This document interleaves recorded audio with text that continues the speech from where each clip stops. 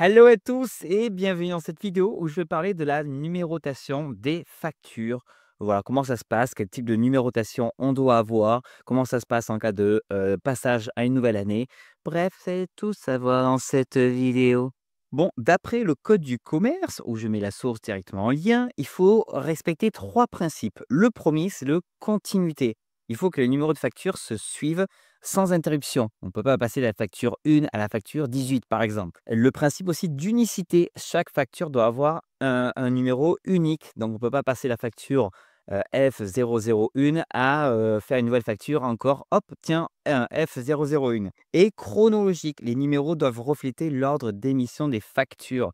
Donc, par exemple, si j'ai déjà fait 10 factures avant et que là, je refais une facture mais pour une prestation qui date il y a, je sais pas moi, 4 mois ou 6 mois, je peux pas m'amuser à dire: «Tiens, je vais intervertir entre, mettre, un numéro de facture entre 2 factures que j'ai établies il y a longtemps».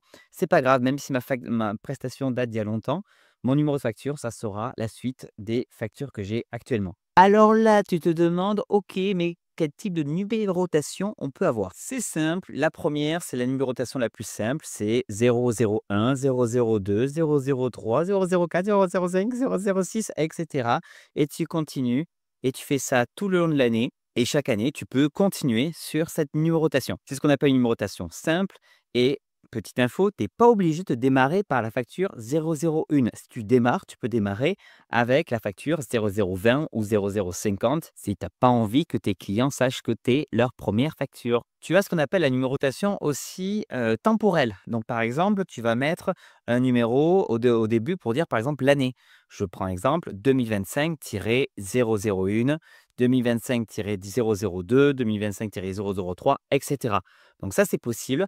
Et chaque année, tu peux recommencer à zéro pour dire, tiens, c'est la première facture de l'année 2026, 2027, etc. Il y en a qui utilisent la numérotation temporelle pour, par exemple, les mois, donc 2025-01-001 et qui redémarre chaque mois. Moi, je ne recommande pas.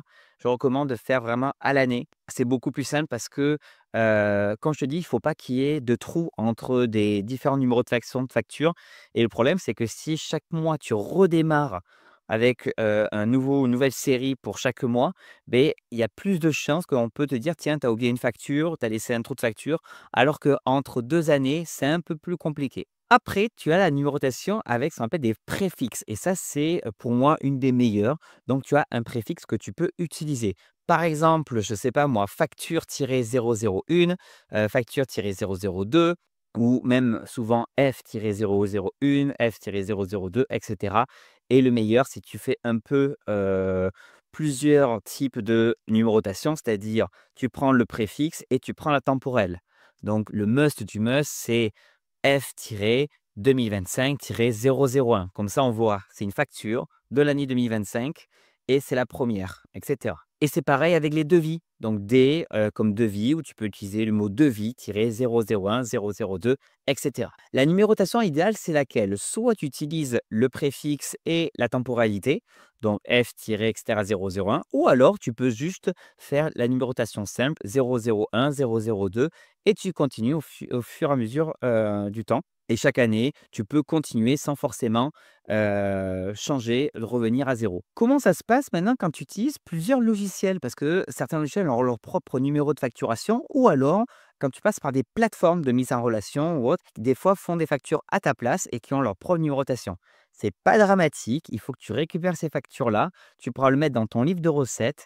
Dans certains cas, il faut les refaire avec ton logiciel en indiquant le bon montant et le numéro de la référence. Comme ça, tu suis ta référence à toi de facture. Mais sinon, il est possible, directement dans la loi, d'avoir 2 systèmes de facturation, différents avec 2 séries de numérotation différentes. Je te prends un exemple, dans mon cas, j'ai des factures que je fais depuis mon site internet directement. Quand tu vas prendre une consultation avec moi ou tu vas payer, un produit digital, tu vas pouvoir un produit numérique, on dit. Tu vas pouvoir, payer directement sur mon site et tu vas recevoir une facture et souvent il y a marqué, je sais pas moi, LMBF, la micro by Flow tiré 001 002 et cetera. Si derrière tu me demandes une, je sais pas moi, une affiliation, une sponsorisation ou autre, souvent avec mes partenaires, je facture depuis, un logiciel de facturation et là, je vais pouvoir avoir mon propre numérotation via mon logiciel de facturation. D'ailleurs, tant qu'on y est, moi, je te recommande Indy. Indy, c'est un logiciel de facturation qui fait aussi compte bancaire, tout ça gratuitement et tu peux faire tes devis, tes factures et avoir une bonne numérotation de facture. Indy, c'est un logiciel qui est vraiment adapté pour les activités libérales BNC, donc la médecine douce, tout ce qui est dans le conseil, la formation, et cetera. Et tu vas pouvoir mettre les bons numéros de facture, faire des devis, les envoyer, te faire même payer directement.